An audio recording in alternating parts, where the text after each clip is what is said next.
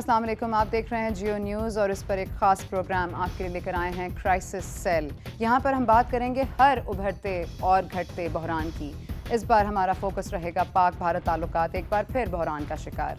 चलते हैं भारत के सनती शहर मुंबई, जहाँ 26 नवंबर को शाम उस वक्त फायरिंग और धमाकों से गूंज उठा जब चंद अस्करियत पसंदों ने शहर के मुख्तलिफ मकामात पर हमले शुरू कर दिए।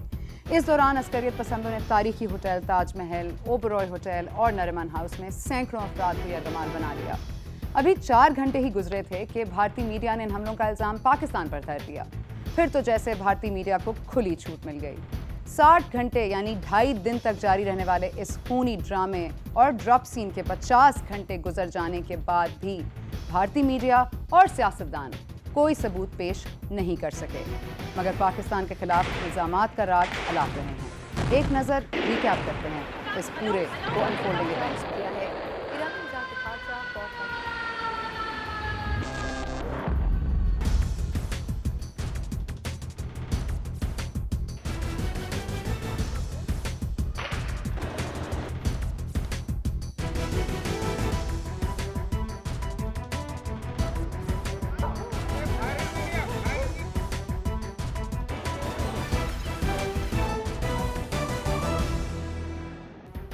मुंबई हमलों में और कोई बात वाज़ेह हुई हो या नहीं, पाकिस्तान के मुलव्विस होने की तस्दीक जरूर कर दी गई।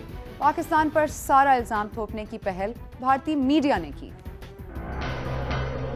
तारीख 21 नवंबर, जगह कराची का एक गुमनाम बंदरगाह। 10 आतंकवादी थे, 10 के 10 Pakistani. 2 of them were British-born Pakistanis. One was a Yemeni national. The captured terrorist Kazim has revealed that the group of terrorists left Karachi for Mumbai on board a vessel owned by underworld don Dawood Ibrahim.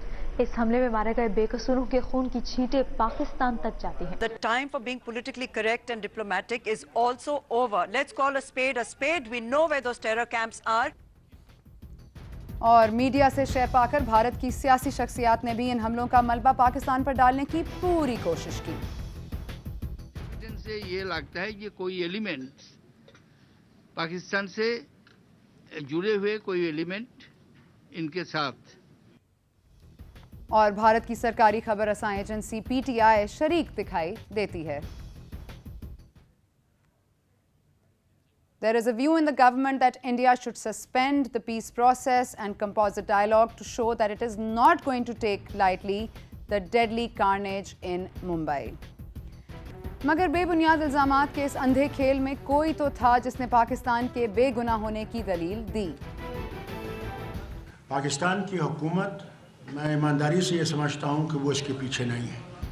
Pakistan ने भी वाज़ेह और दो टूक अल्फाज में मुंबई दहशतगर्दी की मजम्मत की और इन इल्ज़ामात को बेबुनियाद करार दिया जिनके तहत इस खौफनाक वाक़े में उसे मुलव्वस करने की साजिश की जा रही है। मगर क्या भारत में कोई सुन भी रहा था? is neither your nor our friend. और हर तस्वीर का दूसरा ही नहीं तीसरा रुख भी होता है, और इस bar with logic and proof सवाल उठाए गए। क्या मुंबई हमलों का मालेगांव में होने वाली दहशतगर्दी से कोई ताल्लुक है या नहीं? भारतीय इंटेलिजेंस की एंटी टेररिस्ट फोर्स का सरबराह हेमंत करकरे मालेगांव में होने वाली दहशतगर्दी की तहकीकात कर रहा था। वो दहशतगर्दी की इस वारदात में मुलव्विस शहरों से नकाब उतारने के करीब पहुंच चुका था कि अचानक उसे मुंबई में दहशतगर्दी की आड़ में कत्ल कर दिया गया। सवाल ये है, हेमंत करकरे को मारने में कौन मुलव्विस है और मुंबई वाकयात से पहले उसे कत्ल की धमकियां देने वाले कौन थे? तीसरी बात, सिर्फ हेमंत करकरे ही नहीं, मुंबई में होने वाली दहशतगर्दी में मालेगांव सानहे की तहकीकात करने वाले एंटी टेररिस्ट फोर्स के दीगर 2 इंतहाई अहम अफसरान को भी मौत के घाट उतार दिया गया। 4, ये दुरुस्त है कि दहशतगर्द मुंबई में समंदर के रास्ते दाखिल हुए, लेकिन इस मफरूज़े का गौर तलब पहलू ये है कि दहशतगर्द बैनुल अक़वामी हुदूद को क्रॉस करके मुंबई में दाखिल हुए या फिर भारत ही से गुजरात या दूसरे करीबी साहिल से मुंबई में घुसे थे। ये भी एक हकीकत है कि दहशतगर्द एंटी टेररिस्ट फोर्स के सरबराह हेमंत करकरे समेत अपने अहदाफ को अच्छी तरह पहचानते थे और इन जगहों को बहुत बेहतर अंदाजे में जानते थे जहां उन्होंने ये पूरी तसल्ली से दहशतगर्दी की कार्रवाई की। क्या मुल्क से बाहर आने वाले इतनी पहचान और मालूमात के हामिल हो सकते हैं? और फिर मुंबई में दहशतगर्दी के पहले 48 घंटों में कोई ऐसा सबूत सामने नहीं आया और ना ही ऐसा सुराग मिला जिसमें दहशतगर्दी की इस भयानक वारदात में पाकिस्तान का ताल्लुक महसूस भी होता हो। मुंबई में दहशतगर्दी के इस वाक़े का जिम्मेदार लश्कर तैयबा को ठहराया जा रहा है, लेकिन यहाँ भी सवाल ये पैदा होता है, जिस दहशतगर्द को भारतीय इंटेलिजेंस ने मीडिया पर दिखाया है उसने क्लीन शेव क्यों कर रखी है और इसके सीधे हाथ पर पीला धागा क्यों है, जो दरअसल सुनहली होने की अलामत है। और इस किस्म के रिबन गुजरात में मुस्लिम कुश फसादात में मुलविस हिंदुओं ने पहन रखे थे। बहरहाल कुछ भी हो, मीडिया पर पेश किए जाने वाले दहशतगर्द का हुलिया लश्कर तैयबा मुजाहिदीन से बिल्कुल भी नहीं मिलता। एक बहुत ही अहम सवाल ये भी है कि गुजरात के वजीर आला नरेंद्र मोदी के मुंबई आने के फौरन बाद सूरत हाल में ड्रामाई तब्दीली क्यों आई, और ये कि नरेंद्र मोदी का दौरा मुंबई दूसरे वज़ीर आला की तरह मामूल के मुताबिक क्यों नहीं था। इसने फौरन कैसे ऐलान कर दिया कि दहशतगर्दी में पाकिस्तान का हाथ है, इसे ये मालूमात देने वाला कौन था। नरेंद्र मोदी ने मुंबई दहशतगर्दी ऑपरेशन में हलाक होने वाले हर फौजी के लिए 1 करोड़ रुपए की इमदाद का ऐलान किया। आखिर इमदाद का ऐलान गुजरात के वज़ीर आला ने क्यों किया? गुजरात का मुंबई के साथ ताल्लुक ही क्या है?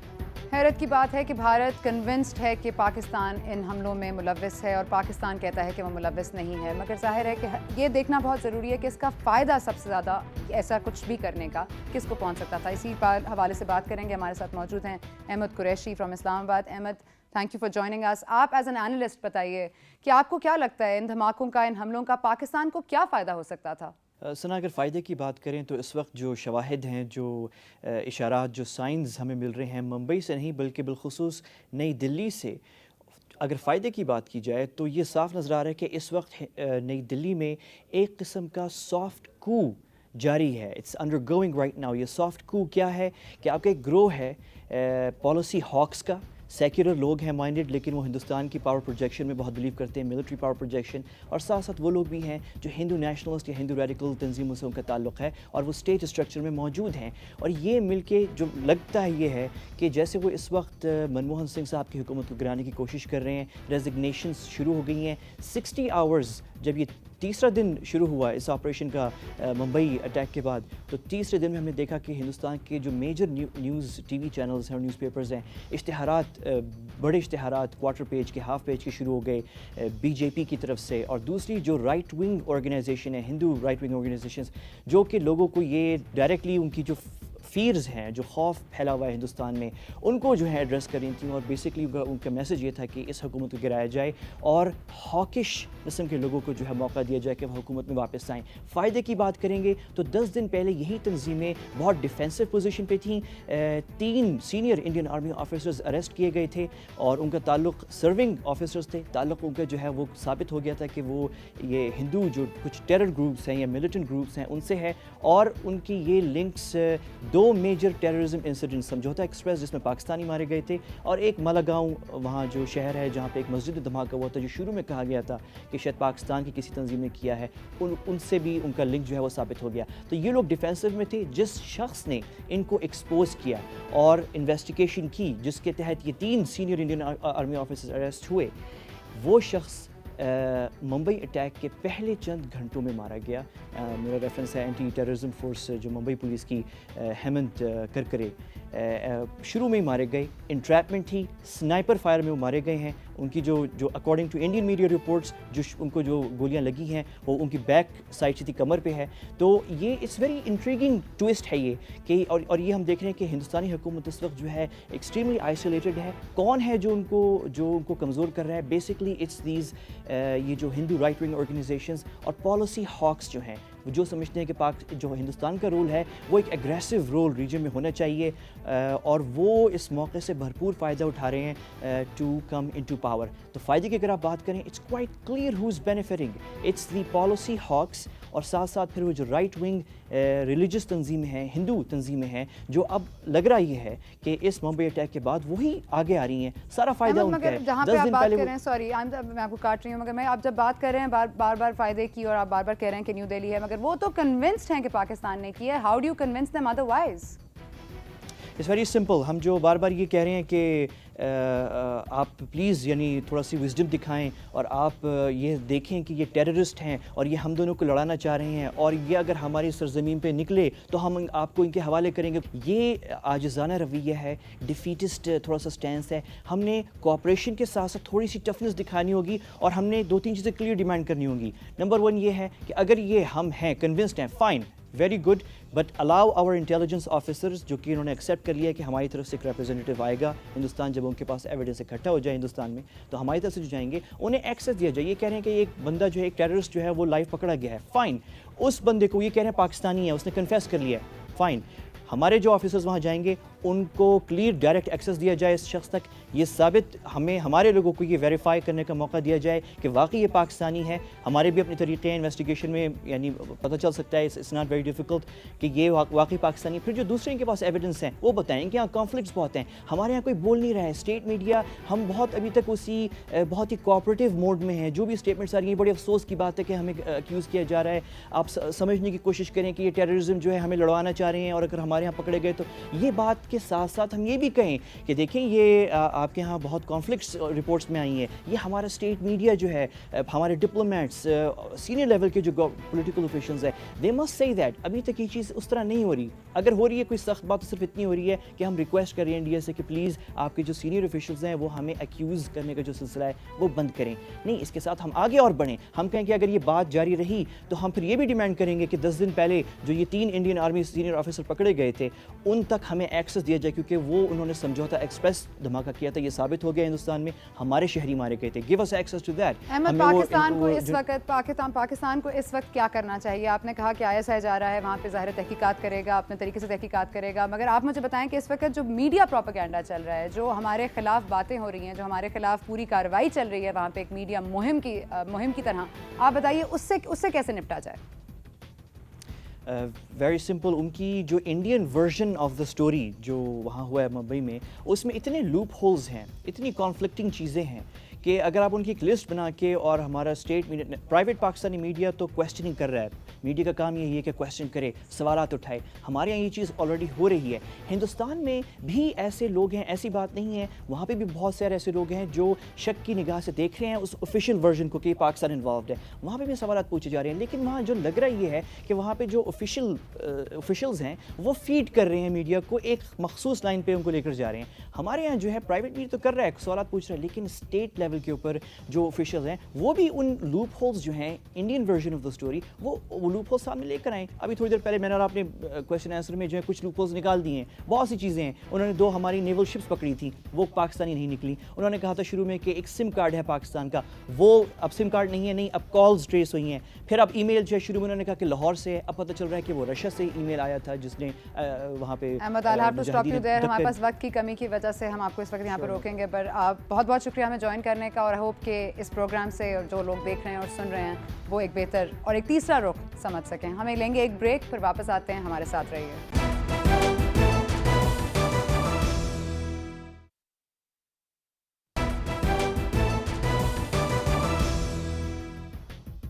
Welcome back to crisis cell. बात हो रही है पाक भारत ताल्लुकात एक बार फिर बहरान का शिकार। इस वक्त चलते हैं भारत की तरफ, जहां ये दावा किया जा रहा है कि भारतीय हुकूमत को समंदर के रास्ते दहशतगर्द हमले के खतरे से कई माह पहले आगाह कर दिया गया था। इस बात का इंकशाफ अल जज़ीरा टीवी ने किया है, जबकि बरतानवी नशरियाती इदारे ने भी इस बारे में बुनियादी सवालात उठाए हैं। अल जज़ीरा टीवी का इंटेलिजेंस रिपोर्ट के हवाले से कहना है कि भारतीय हुकूमत को खबरदार कर दिया गया था कि दहशतगर्दी का खतरा है और हमला आवरों का ताल्लुक मुमकिना तौर पर सरहद पार से हो सकता है, लेकिन हुकूमत ने कोई इक़दाम नहीं उठाए। इसी चश्मपोशी की वजह से हमला आवरों ने मुंबई के होटल्स पर कब्जा कर लिया। 60 घंटों तक जारी जंग में तकरीबन 200 अफराद के साथ मुंबई पुलिस के 3 आला सिक्योरिटी हुकाम भी अपनी जान से हाथ धो बैठे। अब तक की जिस तरह की हमने बात की, लग नहीं रहा कि पाकिस्तान इन हमलों में मुलव्वस है, मगर जाहिर है कि ये हमारा स्टैंस है। इस पे ही मजीद बात करने के लिए हम बात करेंगे इरफान सिद्दीकी साहब, जो सीनियर सहाफ़ी हमें ज्वाइन करें इस्लामाबाद से। अस्सलाम वालेकुम इरफान साहब। वालेकुम अस्सलाम। इरफान साहब, हम बात करें कंस्पिरेसी थियोरीज़ की और कौन इसमें मुलव्वस हो सकता था और किसको सबसे ज़्यादा फ़वायद हो सकते थे इस धमाकों से, इन हमलों से। आपको क्या लगता है किसको सबसे ज़्यादा फ़ायदा हो सकता है ये सब करने में? देखिए, मेरा ख्याल ये है जी कि पहले तो हम पाकिस्तान से शुरू करते हैं, जिसको मुर्दे इल्ज़ाम ठहराया जा रहा है, जिसको निशाना बनाया जा रहा है। पाकिस्तान, मेरा ख्याल है, अगर दुनिया के 195 ममालिक हैं तो पाकिस्तान आखिरी मुल्क होगा जो इस तरह की किसी चीज़ में मुलव्वस होने की कोशिश करेगा, इसलिए कि वो खुद बड़ी क्राइसिस में है। उसके शुमाल में आप देखते हैं कबायली इलाकों के अंदर जो बढ़ते बढ़ते अब सवात में और उसके बाद सेटल्ड इलाकों में सूरत हाल ख़राब होती जा रही है। इस्लामाबाद में इसी तरह का हमारा एक ताजमहल है और हमारी फौज उधर उलझी हुई है, और पाकिस्तान सारी दुनिया के अंदर कहा जा रहा है जी कि यहाँ दहशतगर्द जमे हुए हैं। तो पाकिस्तान को तो इसमें बिल्कुल भी मेरा ख्याल है कि कोई जिसे बराबर मफाद भी इसमें नजर नहीं आता। बाकी अगर आप देखते हैं कि हिंदुस्तान के अंदर जो सूरत हाल चली आ रही है पिछले कुछ हफ्ते से, उसमें बहुत से ग्रुप्स ऐसे पैदा हो चुके हैं। कई सेपरेटिस्ट मूवमेंट चल रही हैं आसाम के अंदर, नागालैंड के अंदर, खुद त्रिपुरा के अंदर, पंजाब के अंदर, मुख्तलिफ इलाकों में कई तंजीमें सामने आई हैं। कोई पीपल्स गोरिल्ला कहते हैं, कोई माओ कम्युनिस्ट हैं, कोई और इस तरह की तंजीमें भी हैं। अभी हाल ही में तो एक बहुत बड़ा इवेंट हो चुका है कि खुद भारतीय फौज के एक लेफ्टिनेंट कर्नल जो हैं वो गिरफ्तार हुए हैं, और उनसे जो इन्वेस्टिगेशंस हुई हैं उन्होंने बड़े चौंका देने वाले इंकशाफात किए हैं। और सना, इसमें जो बहुत से शवाहिद नए सामने आए हैं उनसे भी पता चलता है कि ये बिल्कुल भी पाकिस्तान या पाकिस्तान के इलाके से ताल्लुक़ रखने वाले या इवन मुस्लिम्स भी जो हैं वो बड़ा मशकूक हो गया है। कि जो कैफे के अंदर हमले का आगाज हुआ तो वो बताता है, जो कुक को इंटरव्यू किया बीबीसी ने, तो वो बताता है जी कि ये 6-7 लोग थे जो आए और वो क्लीन शेव थे सारे के सारे। और आलमी प्रेशर पे ही अभी इंडियन चैनल्स पे ये टिकर चल रहे थे, और जाहिर है इस बात को बहुत बढ़ा चढ़ा के कहा जा रहा था कि panic amongst Pakistanis, panic in Pakistan about international support, कि इंटरनेशनल सपोर्ट अगर भारत को मिल गई है तो पाकिस्तान बहुत पैनिक कर रहा है। तो क्या ये पैनिक का जो इस तरह से ओवर द टॉप पैनिक की ये एक पिक्चर पोर्ट्रे की जा रही है कि पाकिस्तान बहुत पैनिक से स्ट्रिकन है और बहुत ज़्यादा इससे परेशान है, आप इस बारे में क्या कहते हैं? ये ऐसा क्यों कर रहे हैं? मतलब क्या उनको पैनिक नहीं है? क्या वहाँ पैनिक की सूरत हाल नहीं है? शदीद पैनिक में है वो, और इसमें आप जहन में रखिएगा कि अगले साल उनके इलेक्शंस होने वाले हैं, और हर जमात जो है वो, जिस तरह अमेरिका के इलेक्शन में पाकिस्तान बड़ा एक फोकल पॉइंट बना हुआ था, ओबामा साहब की तकारीर देख लें और दूसरे देख लें तो पाकिस्तान मेंशन होता था हर तकरीर के अंदर, इलेक्शन का एक सब्जेक्ट बना हुआ था, एक मौजू बना हुआ था। मुझे लगता है कि यहाँ भी जो इलेक्शन स्ट्रेटजी बनाई गई है दोनों जमातों की तरफ से, दोनों जमातें आगे बढ़ बढ़ के जो कोशिश कर रही हैं, वो भी अपने इलेक्शन में पाकिस्तान को एक मौजू बनाना चाहती हैं, जो एक आसान नुस्खा है, बजाय इसके कि वो अपने अंदर के तजादात को तलाश करें। और अपने अंदर दहशतगर्दी के 4000 अफराद उनके मारे जा चुके हैं पिछले 2 सालों में, किसी एक भी वारदात के हवाले से वो पाकिस्तान को मुर्दे इल्जाम नहीं ठहराते, यानी साबित नहीं कर सके। इल्जामात तो लगाते हैं। ठीक है, भारत पाकिस्तान को इस वक्त मुर्दे इल्जाम ठहरा रहा है, मगर आप बताइए कि क्या किस तरह पता चलेगा कि इसके पीछे वाकई कौन है? मतलब क्या किया जाए कि पाकिस्तान अपने आप को बेगुनाह साबित कर सके और इंडिया इस बात को या भारत इस बात को